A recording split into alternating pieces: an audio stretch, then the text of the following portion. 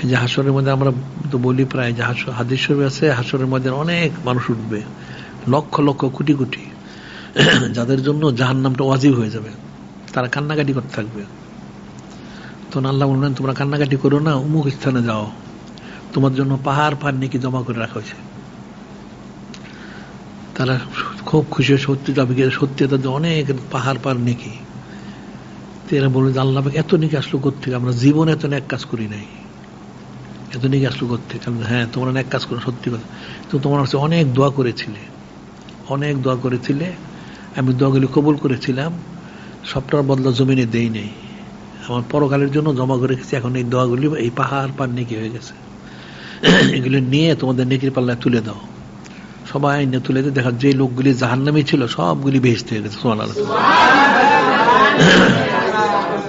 এই জন্য বেশি বেশি দোয়া করা, দোয়া অবশ্যই কবুল হবে, কোনো অসুবিধা। যদি কেউ হারাম না খায়, মিথ্যা না বলে, তাদের কোনো খারাপ উদ্দেশ্য না থাকে, তাহলে অবশ্যই তার সব দোয়া কবুল হবে, কোনো সন্দেহ নেই। এখন তো এই 10 রাত্রিতে একটা নিশ্চিত দোয়া কবুল হবে, কোনো সন্দেহ নাই। আজকে হলো 7ম রাত্রি হয়ে গেছে, 8ম, 9ম, 10ম, তো বেশি বেশি দোয়া করা উচিত। এখন তাহাজ্জুদ আমাদের পরে হোক, আগে পরে হোক, দোয়া করা যেতে পারে, অসুবিধার কি আছে। তারপর দিনেও দোয়া করা যেতে পারে, দিনেরও তো অনেক ফজিলত আছে। এখন মূল বিষয় যেটা, সেটা হলো আল্লাহ যে বান্দাকে পাঠাইছেন, বান্দার মূল কাজটা কি?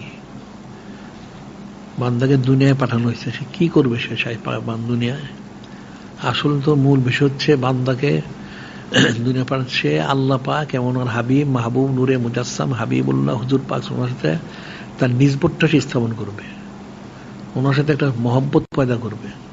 এই জন্যই তাকে, এই মহব্বতটা তার যত গাঢ় হবে তত সে ফজিলত পাবে, আর মহব্বতটা হালকা হইলে ফজিলত কম। এই মহব্বতটা পয়দা করতে হবে। তার সমস্ত কিছুর মধ্যে, একেবারে তার হায়াত থেকে মৌত, তার সকাল থেকে সন্ধ্যা, মাথা থেকে পায়ের তালু পর্যন্ত সবকিছুর মধ্যে সেই নিজবতটা, সেই কুরবতটা, সেই মহব্বতটাই জারি করতে হবে। তখন তার জন্য কামিত। সে কি করে জারি করবে?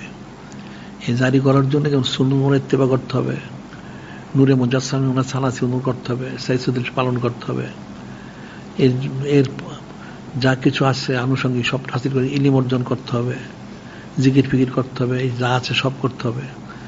তাইলে আস্তে আস্তে সে নিজবত কুরবত মহব্বতটা হাসিল করবে, এছাড়া তো হাসিল করতে পারবে না।